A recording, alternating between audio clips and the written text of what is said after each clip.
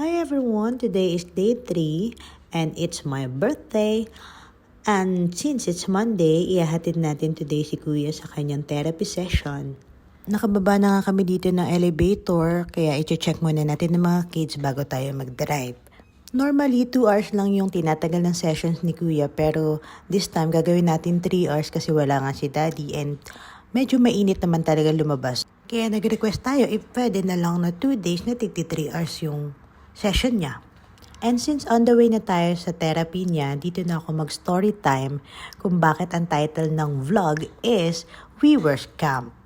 So, ang alam nga ng iba is kaya umuwi ng Pinas si Daddy is because may kausap siyang supposedly buyer ng pinapasulo namin property sa Pinas. And ito nga si supposedly buyer is nag-issue na ng check kapalit ng 100k daw na surety bond.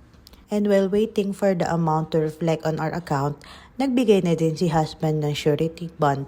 Kasi may pinakita din naman nga siyang resibo na nag-deposit siya sa bank and siguro nagtiwala din nga talaga kami sa kanya. And the morning nga ng mismong day ng flight niya, nalaman na hindi pumasok yung check kasi kesyo daw mali yung spelling na nalagay dun sa check.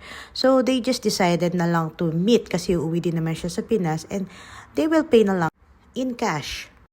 Ang kaso pagdating sa Pinas, ang dami na niyang reason and then the next day, which is today, doon na nagka-bookingan na she's a scam.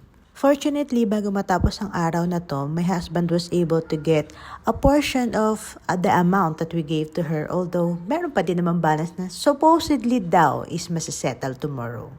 So bukas, malalaman natin kung mababawi ba namin lahat ng ginastos namin kasi kaloka talaga to.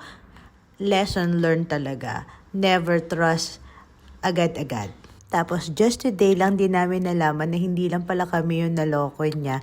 And kawawa talaga iba kasi mas malaki yung amount na nakuha niya as in millions. Kaya if ever mapanood mo man to, sana magbago ka na and ma-realize mo na walang umaasenso at sumasaya sa panluloko ng kapwa. Ayun lang. At nandito na kami sa mall kung saan kami lagi tumatambay habang iniintay si Kuya sa therapy sessions niya.